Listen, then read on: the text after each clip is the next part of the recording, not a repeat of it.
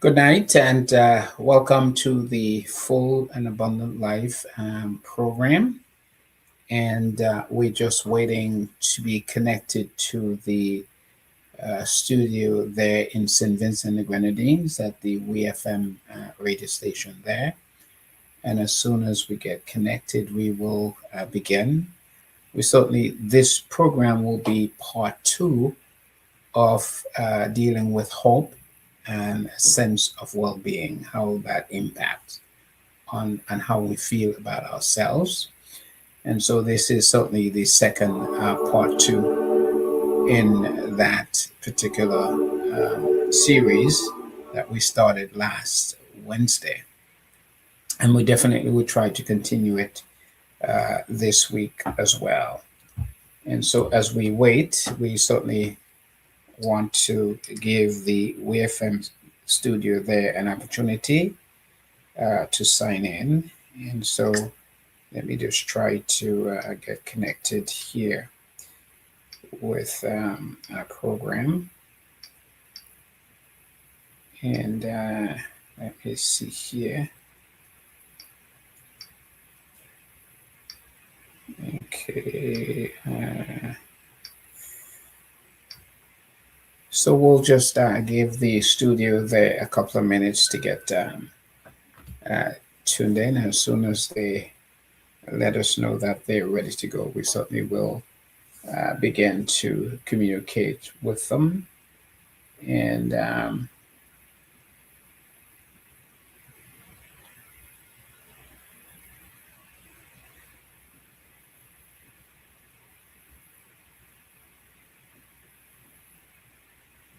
And so we're still waiting. And so, I am, as a member of the Psychological Association, I subscribe to the monthly journal.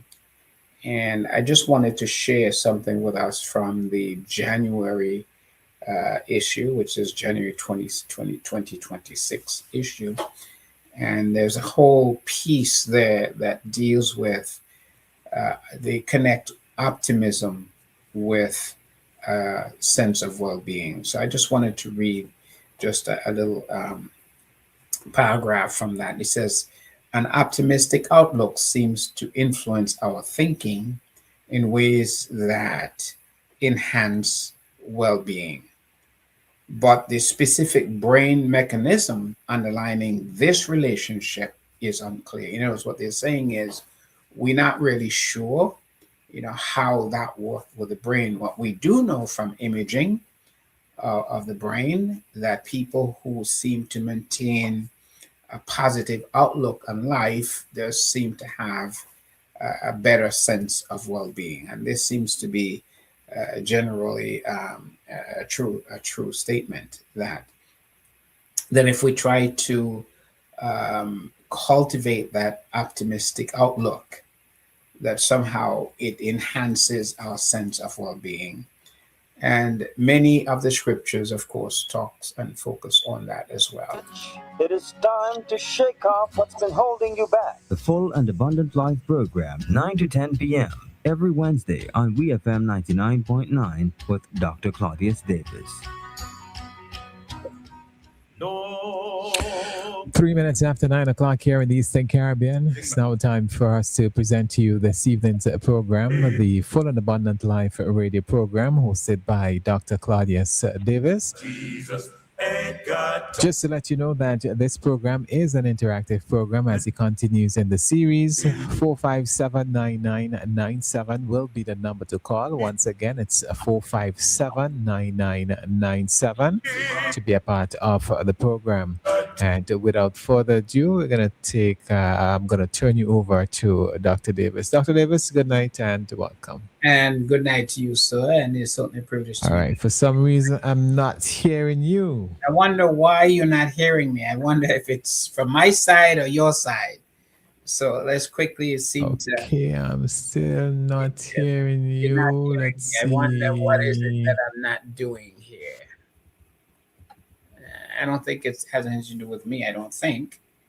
And let me just make sure that those folks in the audience are hearing. And if they can't hear, let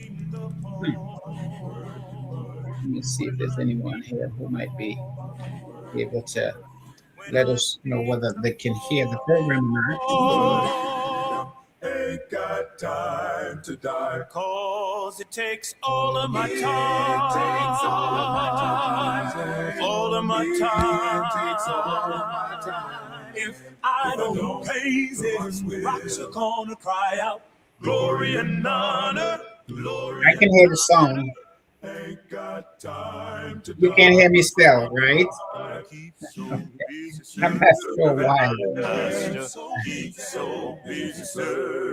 I'm hoping that, okay, now someone says on the Facebook page that they can hear you as well.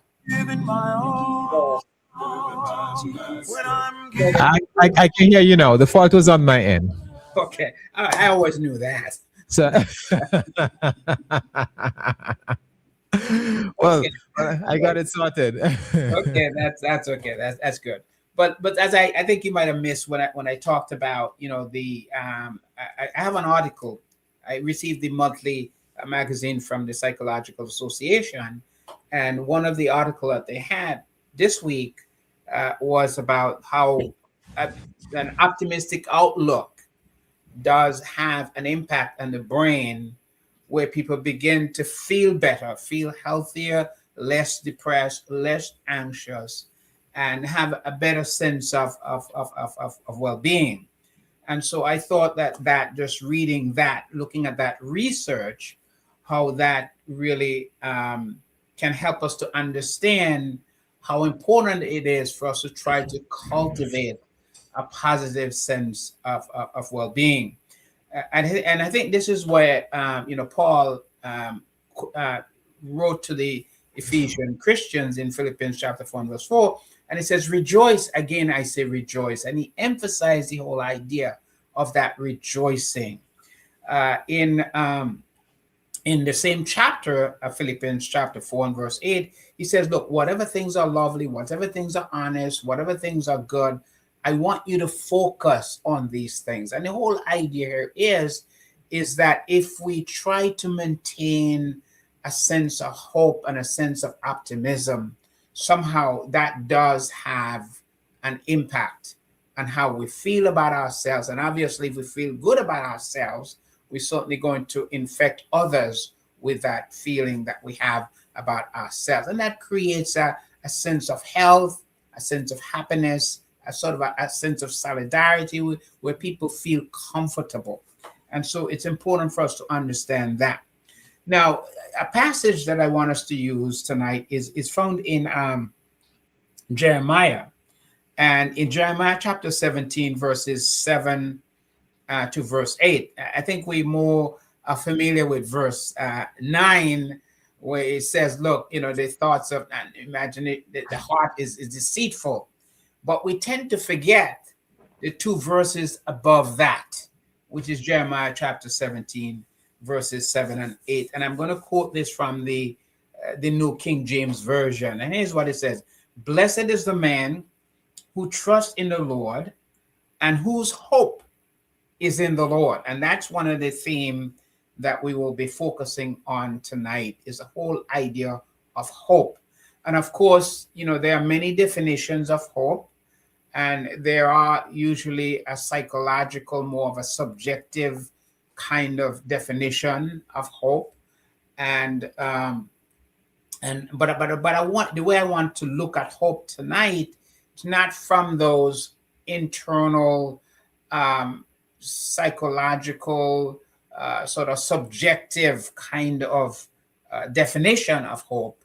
I want to look at hope from a different practical angle, and as a counselor, that's what I try to do, is try to get people to measure, their sense of hope. What does that mean? Let's try to measure it, and what would that look like? How would that make you feel about your future as you intend to sort of move in that direction? So tonight, when I use hope, I'm moving away from that common, popular sort of internal emotional kinds of definition of hope. And I want to look at something that's more practical. But here in this particular passage, the hope here is connected to your conviction in God. And then he says, blessed or happy, a better translation might say, is the man who trusts in the Lord. In other words, you have this greater power, that there is something outside of yourself that you have this confidence in. And so that's Jeremiah chapter 17, verses 7. However, in verse 8, though, of the same chapter, it says, for he shall be like a tree planted by the waters, which spreads out its roots by the river, and will not fear when the heat comes, but its leaf will be green and will not be anxious in the year of drought, nor will cease from yielding its fruit. So here we are talking about hope in a very concrete, in a very practical, in a measurable way. In other words, because you are hopeful, because you have this sense of well-being, it manifests itself in concrete ways in terms of how you feel about yourself and of course others as well. So that's the definition that I want to use when I use hope tonight, is to really talk about how we can measure. For example, right now tonight, you can look introspectively in your own life tonight and say, look, this is where I am. I feel good about who I am, where I am, but also I know where I am heading, and I feel very good about that.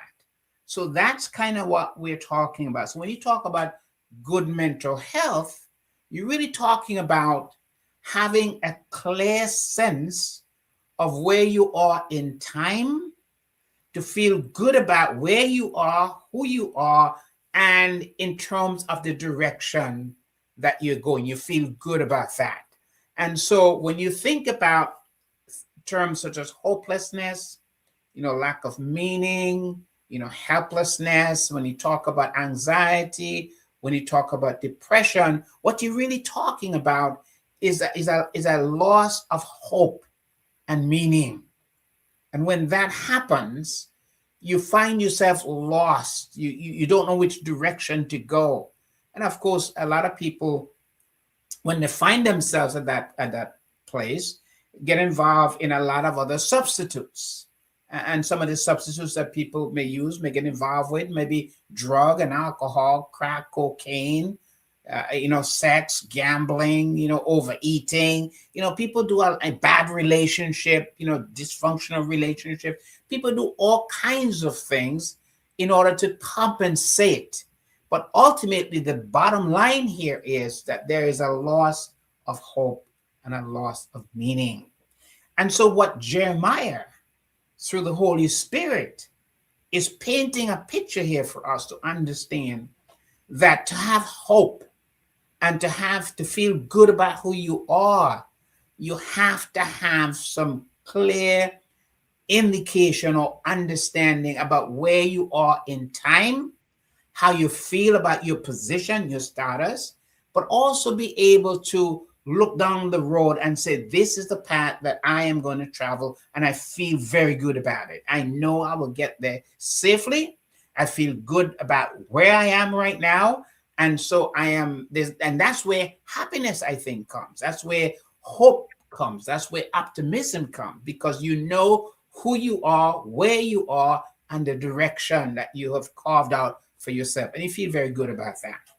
And so when you look at this passage that Jeremiah is citing here, I want us to understand that this is not just a sort of a subjective sort of definition, but rather it's more of a concrete a position where you have this confidence that you know who you are, where you are, and the direction that you're going. And that once that happens, it minimizes the whole idea of depression and being anxious and frustrated and the anger that we have, the sense of failure that we sometimes cultivate and harbor because we see that we are lost. We don't know who we are. We don't know what direction we to turn. And so we develop these substitutes that sometimes even becomes worse than what things really are. So tonight, I want us to understand that personal growth depends on conquering emotional blocks. What do I mean by that? That there's just so many things in our life that prevents us from moving forward in a healthy and an authentic, genuine way towards our growth and our development. And those emotional baggages, I think, we have to figure ways out to be able to get around those blockages that are there. Because I believe that these tensions, I think, and blockages prevents us from understanding ourselves and where we are heading, and not only where we are heading, but also who we are.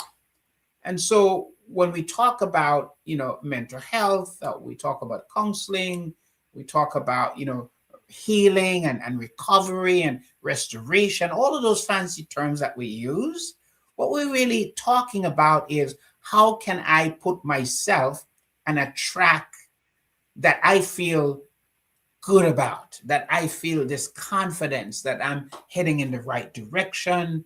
I know how I feel good about me, and I'm happy about this.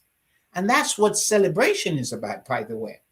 And sometimes, we have this mass false sense of security where we always, talking about how good God is and he's so wonderful. And we have all these testimonies that we sometimes use, but those testimonies are in direct contradiction about who we are as a person and where we are in time.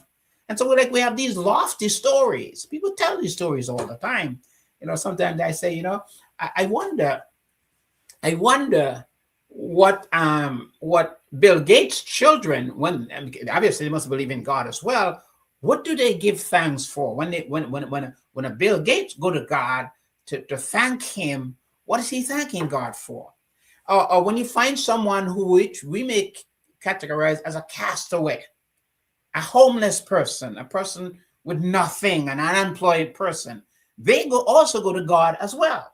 The question is, what are they asking God for? What are they thanking God for? So you get to see here that we have all these testimonies. The rich people pray to God, and the poor people pray to God, and the middle class, everybody is praying at some point. And what is it that are they praying for? And I think the bottom line here is that we have a way of constructing the God that we want to construct. And that's quite unfortunate. It's like I said, we do. We construct the God that meet our idiosyncratic, our individual needs. And that's why I gave this illustration that the super wealthy, the billionaires, also, I think that they have a God that they serve, and I'm sure that they have a prayer life as well. And who am I to say that they don't have a prayer life? I think they probably do. But also, I think maybe the homeless person also they may also have the person with absolutely nothing. They may also have a prayer life. They may also have a God. So we seem to construct God to meet where we are. And our testimony is supposed to be something that is valid. And my question for you tonight, how valuable, how authentic are your testimony? And what's the evidence of it? How do you know that God truly has gotten you to where you need to be? Is he involved in your journey of being homeless? Is he involved in your journey of being unemployed? Is he involved in your journey tonight of being a billionaire and a super wealthy person? Who is this God? And how does he operate? And so we all have these testimonies, and so we have to begin to question, how do we fashion this God based on where we are. So tonight, I want to challenge each of us. When we talk about hope, when we talk about a sense of well-being, when we talk about having this testimony about how good God is, we have to begin to have some practical evidences of this. How does it truly work? Jesus said, look, I am come that you might have life and have it more abundantly. What does this abundant life look like? So if you're looking through the lens of the Bill Gates of the world or the Donald Trumps of the world, I mean, that lens may be a little different. But if you're looking through the lens of a homeless person, or you're looking through the lens of an unemployed person, or a person who have no financial resources at all whatsoever, and on the verge of bankruptcy, on the verge of becoming homeless, and you're looking through that lens. And I'm sure that they all have testimony about how good God is. So the question tonight is, I want you to begin to be a lot more personal with this whole business. And look at the God that you're serving. Look at your testimony. But also, what are the evidences of that God is truly working? Because I think that is important. Gibbons, in one of the articles that I read from him, that was written in 1991, it's of course an old one, says, to be able to act authentically is to be more than just acting in terms of self-knowledge that is as valid and full possibility as well, but it means also disentangling that which is false from that which is genuine. And that's the challenge for each of us tonight. It's not enough to be able to have these testimonies. It's not enough for us to be proclaiming how good God is. What's really important for us is to be able to dissect, to look at what's genuine and what's not genuine. And the only way that I know you can do that is to begin to ask some of the tough questions. Who am I? How do I feel today? And what direction I'm heading? And how is my God helping me? How did he get me to have this definition of who I am? And how has he helped me to be able to carve out a path that I feel secure in, that I have confidence in, that I know that he's going to get me through the end to the destination that I have set for myself? So those are some of the questions that I want us to have. And I want to spend a little time talking about Dr. Cornel West. And he has written a book, and I've read some of that, but I've read some of his journals as well that he has written. And I want to quote something that he has written. Is the entire paragraph. I think it makes sense, basically, when he did this back in, I think, in either 1990 or somewhere around there. He did this. So I wanted to quote some of the things that he said.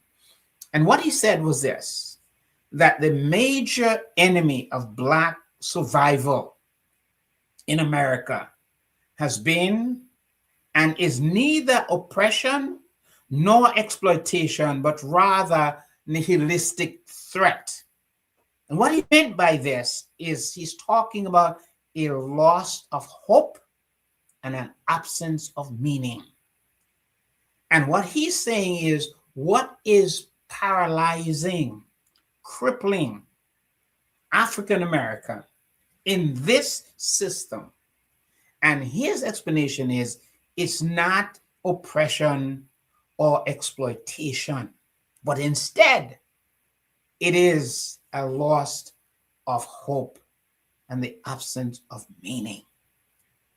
And I want for us to highlight this within the context of what Jesus' ministry was, what he said, I am giving my life so that humanity can have access to the full and abundant life. And this message in the 21st century, this message today is relevant to all of us, that he gave his life, he made the sacrifice so that all of humanity can experience the full and abundant life, which becomes a celebration.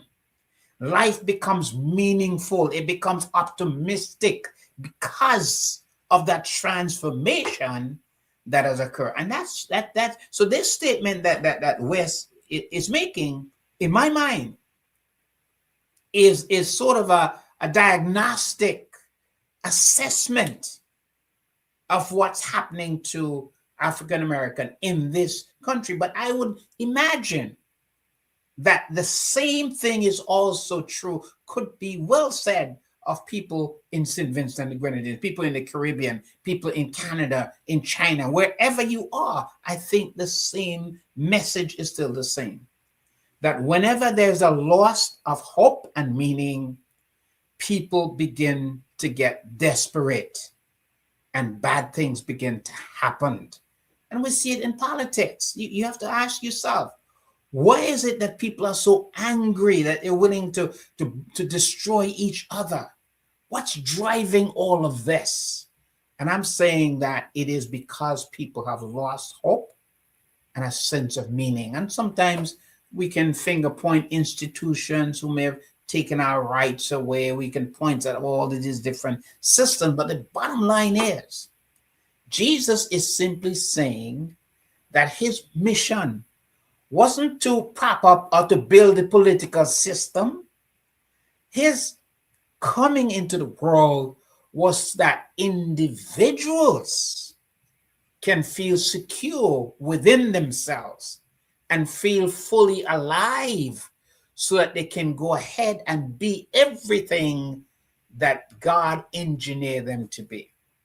And that's the message. You know, Wes went on to talk in his in this article that I found in the journal. He says the self-fulfilling prophecy is not the nihilistic threat that is without hope, but rather he's talking about how that impacts our future as well.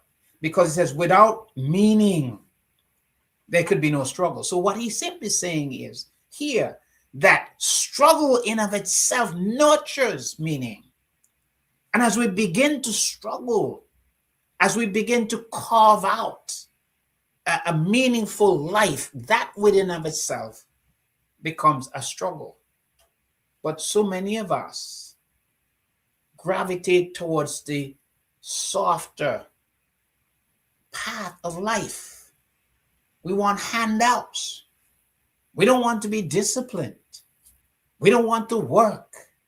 We want everything to be handed. It's like the windows of heaven is going to be opened and God is going to pour out all of his material blessings and somehow we're going to walk away. And sometimes a lot of tele-evangelism songs that way, you know.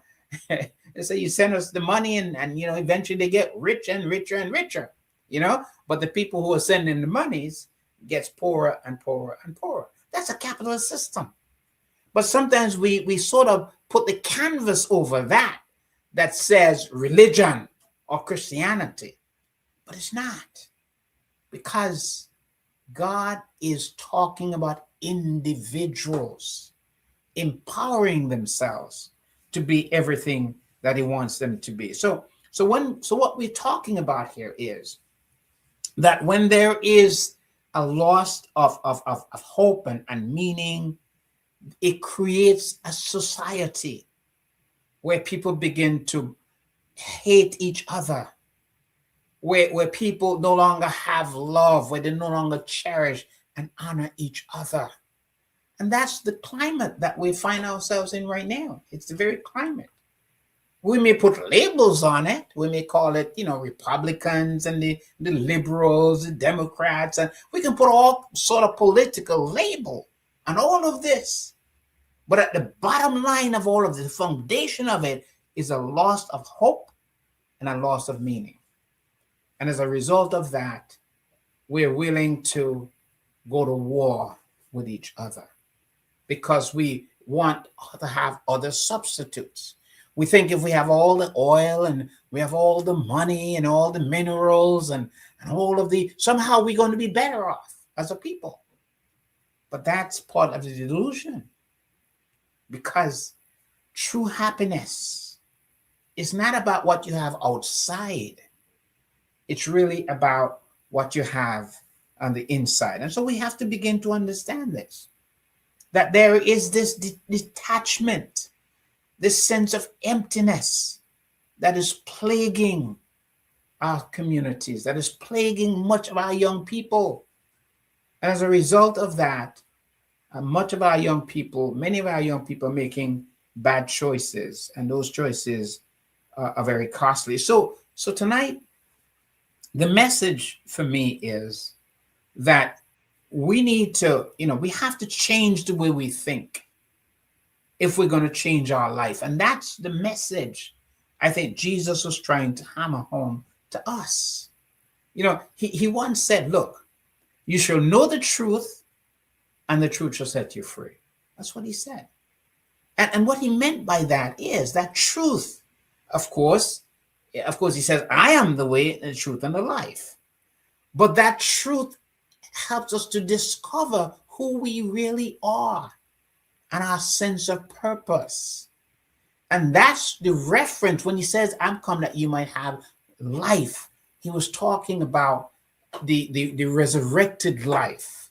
And I think that's what he was talking to Nicodemus. Look, you have to be born again, because your system, the way you were nurtured, the way you were raised, it's a damaged system. And to put this back together, we have to replace the entire system.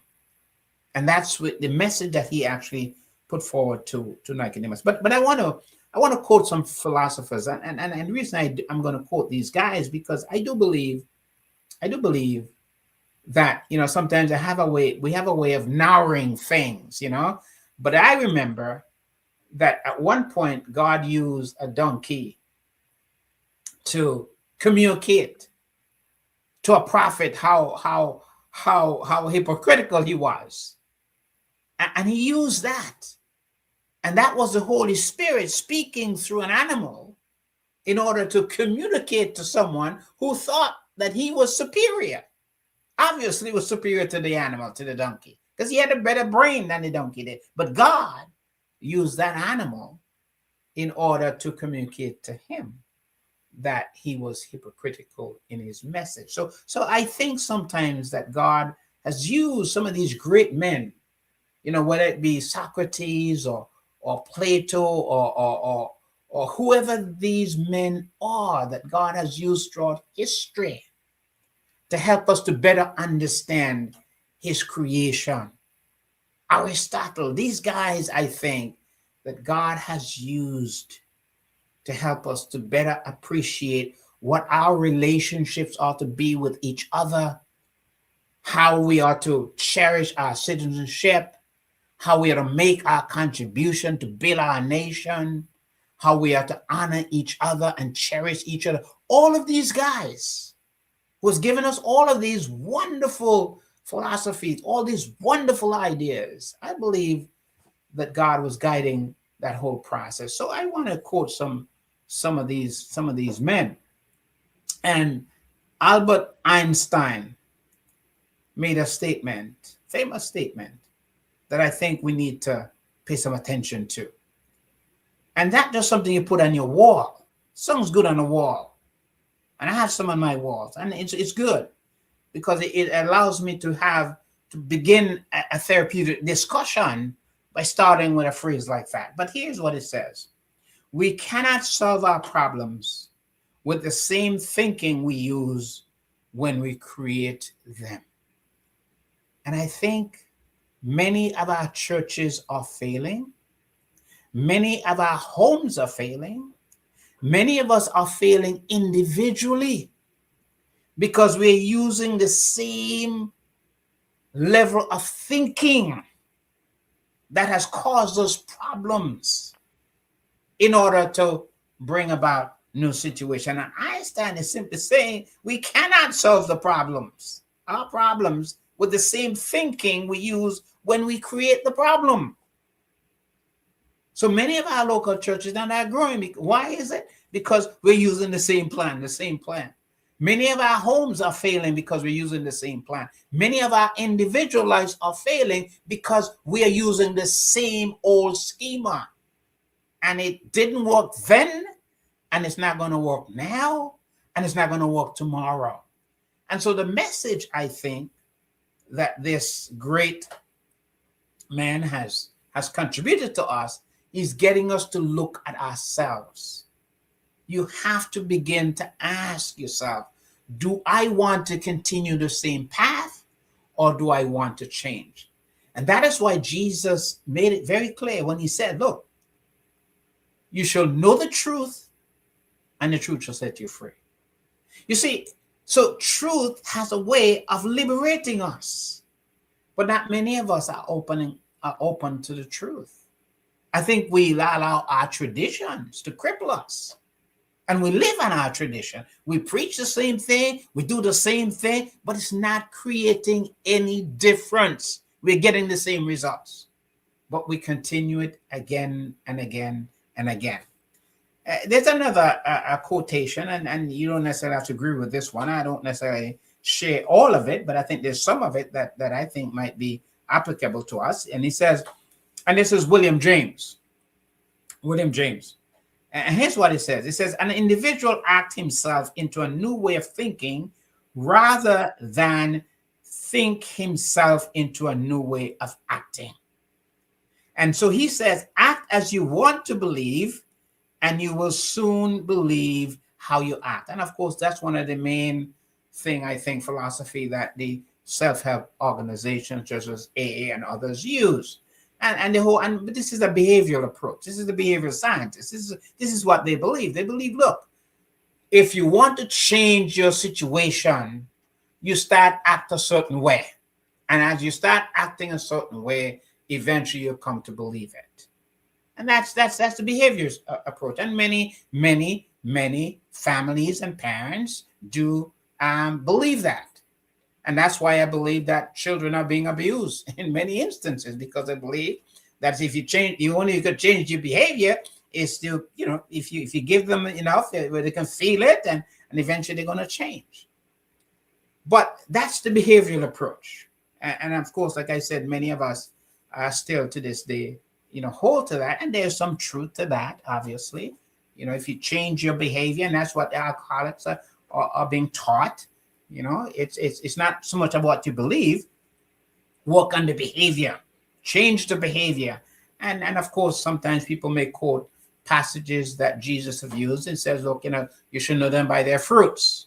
My argument about this is, before you can have those fruits, there has to be a change in the system, in the belief system. Fruits don't just grow. You follow? There has to be something. But I'll get to that in a little bit, because I want to use another philosopher who I think, in my mind, is the father of science. And Descartes, this is what he says. And he stressed this idea. He says, look, I think, therefore I am.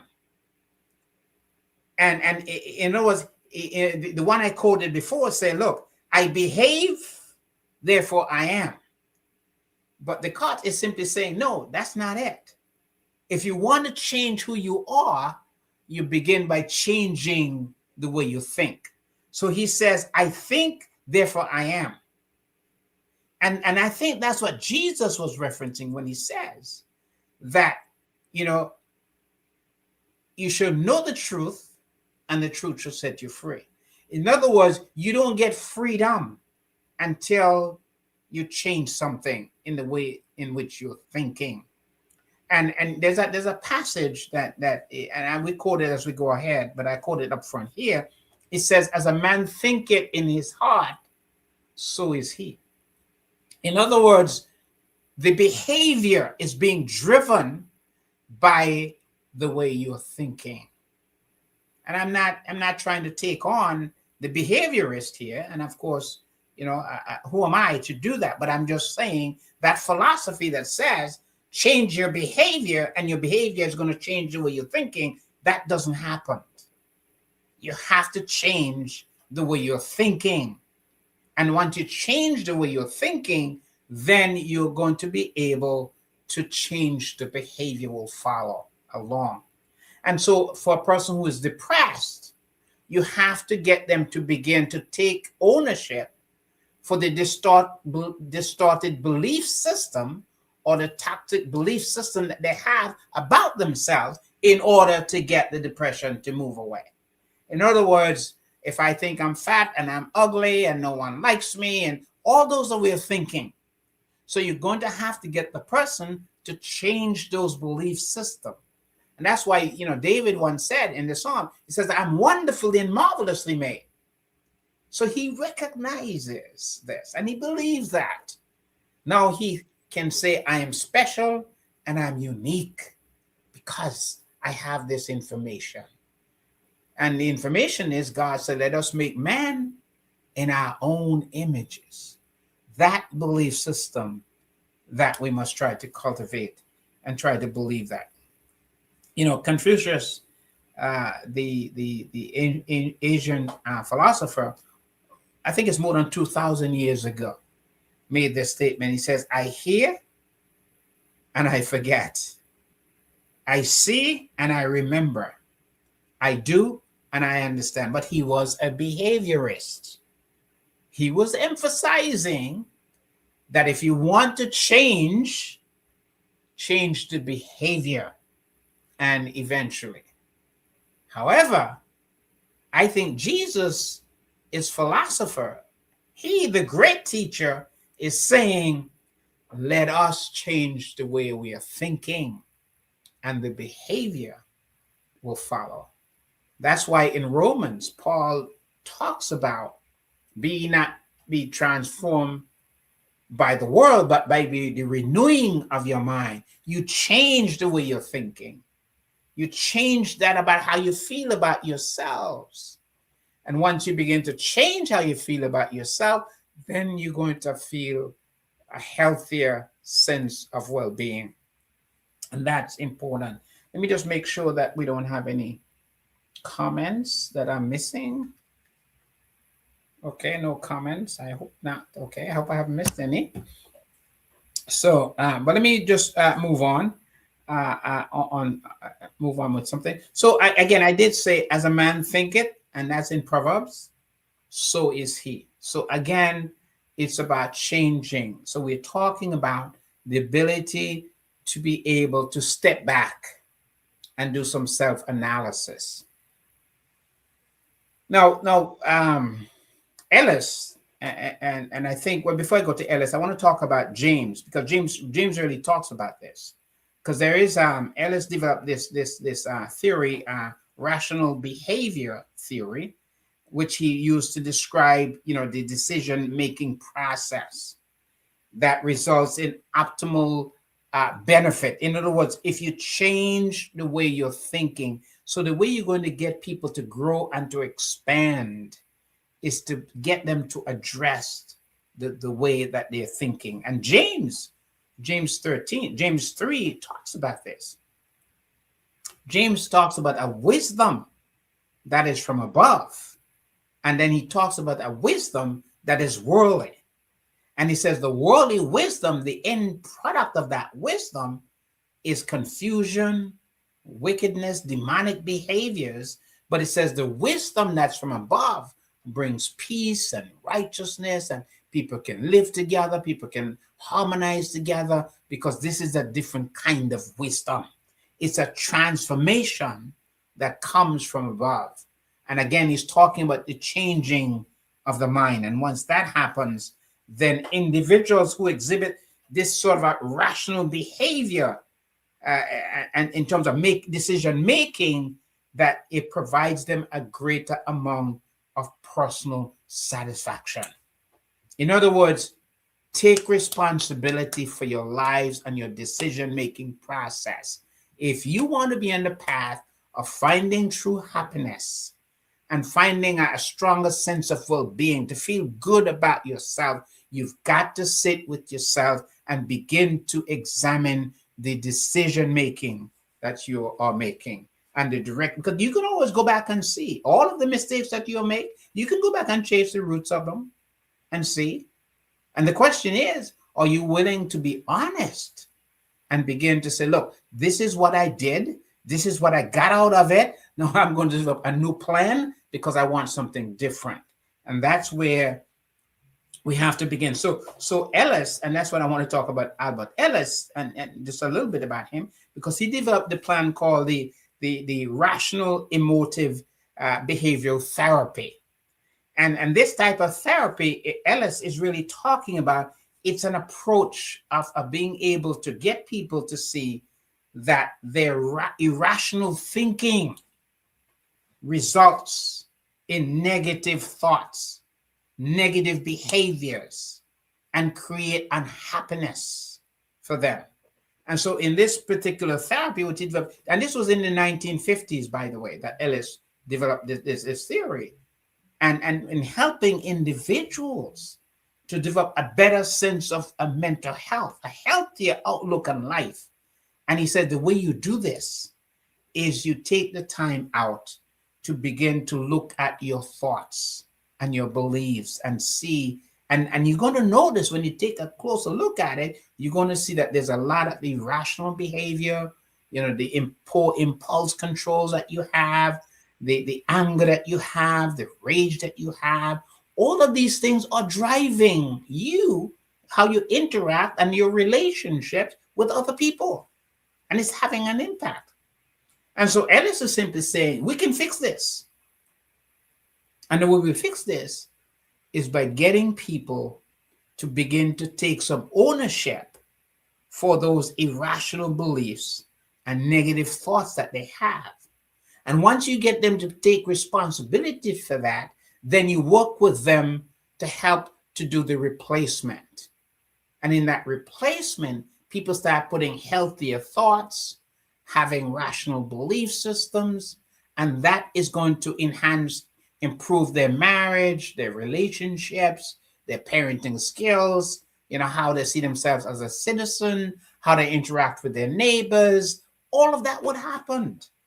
So that all of the nastiness that is happening in our society is as a result of people not taking responsibility. I was just talking to someone tonight that was, talking about someone who was just so completely out of control in their writing.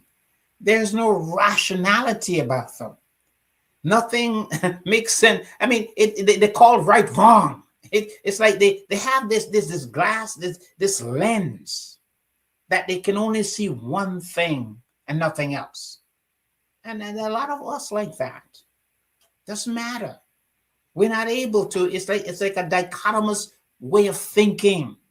Something is either black or white. There's no middle ground there. And Ellis and others are saying that this is a pathological way of thinking that results in bad behavior, bad relationship, broken homes, and criminality, and all of that begins to happen. And now we have to create, places to house all of these people, these bad behaviors, and it's costing taxpayers an enormous amount to be able to house and to do all of this stuff. So, but that, I wanted to show that, not that I'm worshiping Ellis, I just want you to understand that that's a contribution that he has made that makes sense. That if you change the irrational belief system, you change the negative thoughts that you have, it's going to change the quality of your life. And all I'm saying to you is this, that is what Jesus was referring to when he says, I am come that you might have life and have it more abundantly. And when he also echoed the statement that said, you should know the truth and the truth shall set you free.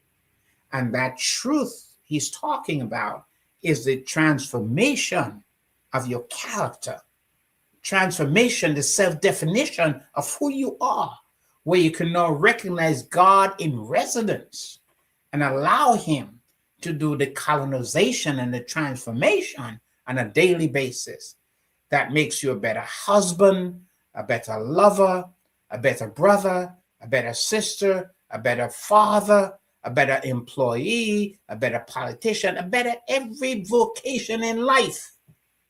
Jesus is simply saying you can become better if you begin to take responsibility to look at some of the irrational. I mean, you look at how crazy things are these days. Look at what's happening in our streets.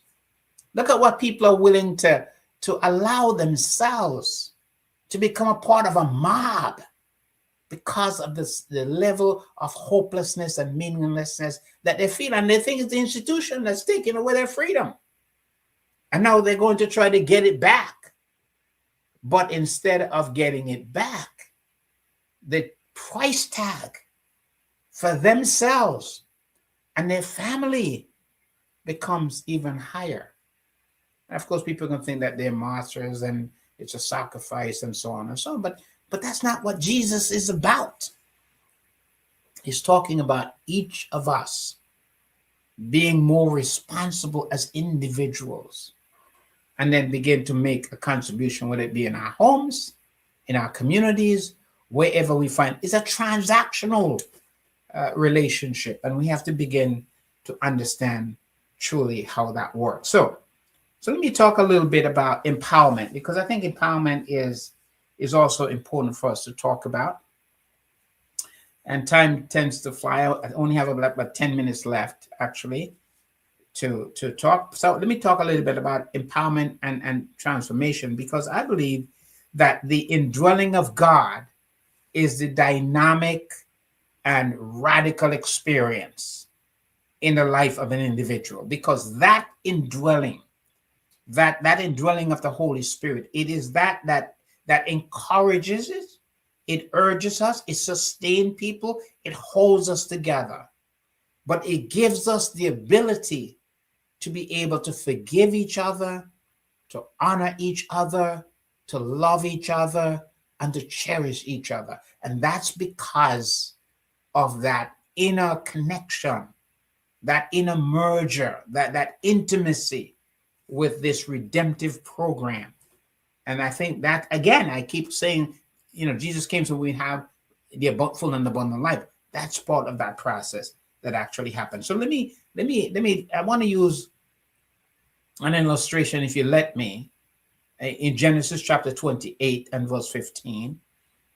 And this is with Jacob. But I just want to walk you through that, to some of these verses tonight. It says, Genesis chapter 28 and verse 15, know that I am with you and will keep you wherever you go and will bring you back to this land. This was a promise that God was making to Jacob.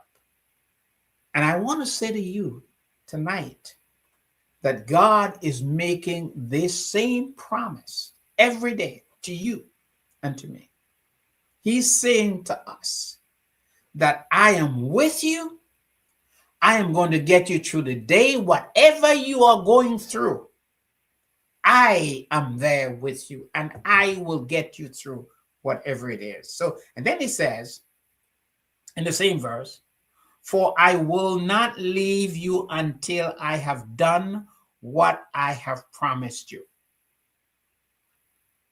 The message is, what are the promises that God made to you? I was talking to someone just today.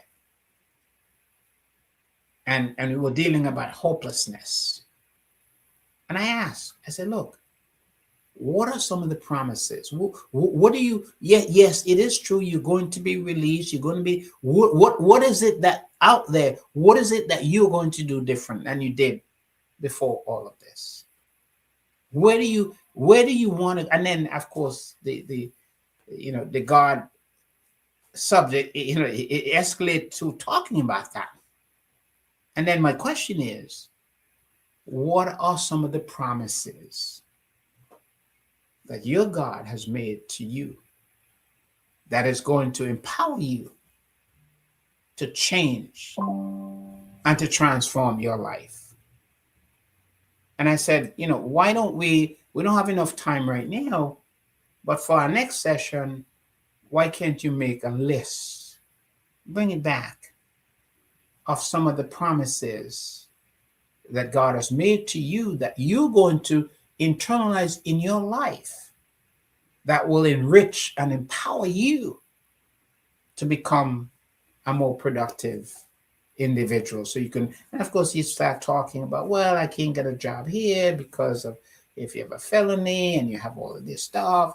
I said, but aren't God, the God that you're telling me about, do you really feel that a felony can limit his power? I mean, let's talk about how good, and tell me about the God that you're serving. You think he can walk through a felony? He can walk through all of this stuff? What do you think? And sometimes we have to get people to be honest with themselves. It's not good enough for us to be using and throwing the name God around, when it's convenient. We have to make it a practical reality and to forge a relationship with him if he's going to work in our lives. And so we have to begin to be able to do this. And so with Jacob, it says in verse 16 of Genesis chapter 28, then Jacob woke up from his sleep and said, surely the Lord is in this place. I did not know that. And sometimes the problem is we go through life and we feel that we are alone by ourselves. But Jacob that night, through that dream, he realized that he was not alone. And that is a revelation that each of us, when I was in the hospital a week ago, and a lot of things come to my mind. But one of the main one was, I had to redefine myself. When you are on a bed, in a hospital bed, and people are telling you all this stuff, you have to quickly begin to do some assessment as to the meaning of life and the direction that you have been going and where you want to go from that. So Jacob that night, he realized that he was not alone. And I wonder tonight whether you can have that same experience, to realize that God is with you, that whatever you're going through tonight, that you're not alone. Because that was the revelation that Jacob had. Because in verse 17, he was afraid. And sometimes when you come to the conclusion that this is what it is, there are all kinds of emotions. And in the case of Jacob, he was afraid and said, how awesome is this place? This is none other than the house of God. And this is the gateway of heaven. And that's where we get the word Bethel, because that's what it meant. Bethel, the house of God. There's a lot of churches, Bethel Baptist Church and so on. That's the term. That's where they get it from. But Jacob that night realized that he was not alone, that God was with him.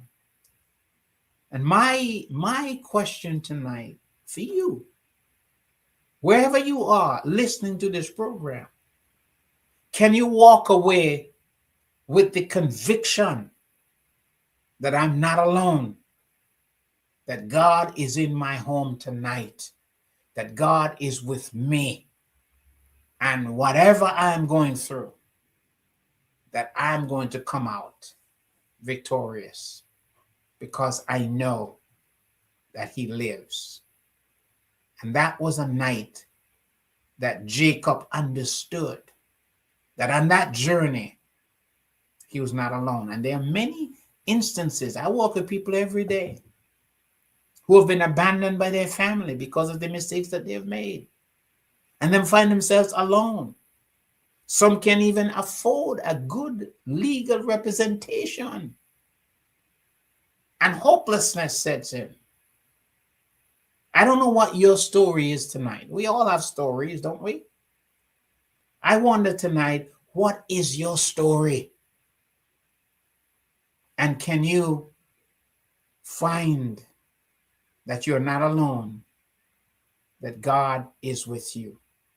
And remember this, Jesus said, I am come that you might have life and have it more abundantly.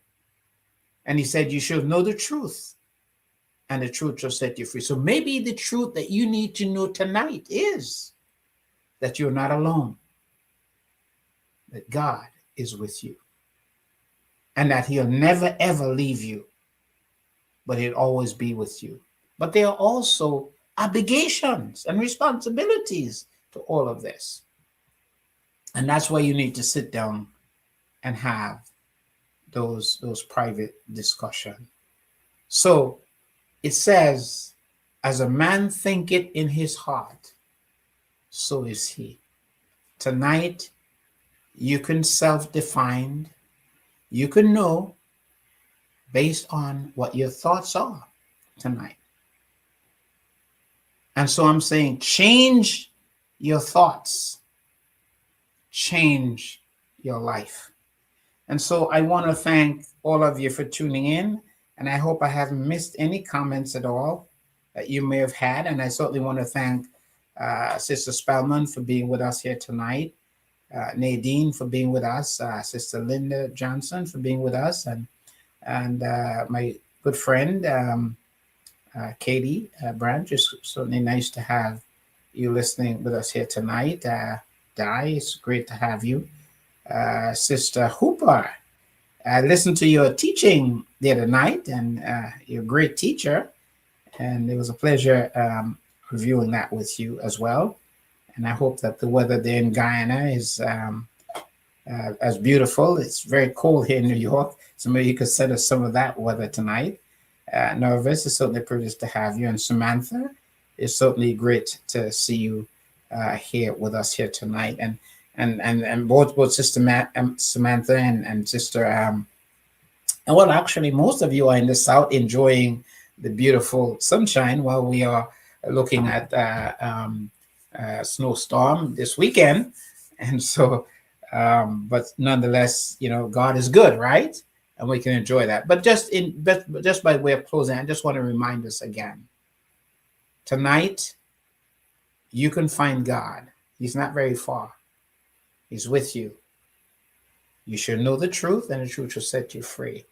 Jesus said, I'm come that you might have life, and you might have it more abundantly. And he says, as a man thinketh in his heart, so is he. You can change the way you're thinking, and you can be everything that God wants you to be tonight. So thank you for listening. And Kamal, it's been a great pleasure to have you quietly in the background. And there's sunshine in St. Vincent too, okay? I know I should get that you always say I should get on a flight and head down to St. Vincent, right? But I think Sister Hooper is saying, why don't you come to Guyana instead, right? Because you've been here many times. Right. So, but God bless and see you all next week. But I want to continue this series. I think it's really important that we do. And I certainly will continue it in our next program. God bless. See you all next week, same time, same place. Thank you very much, Dr. Claudius Davis. And you were listening to the Full and Abundant Life radio program with Dr. Claudius Davis. This program is aired every Wednesday from 9 until 10 right here on We FM. God's willing, do join him next Wednesday, same time, same place, as he continues the series for another Full and Abundant Life radio program here on We FM. Thank you very much, Dr. Davis.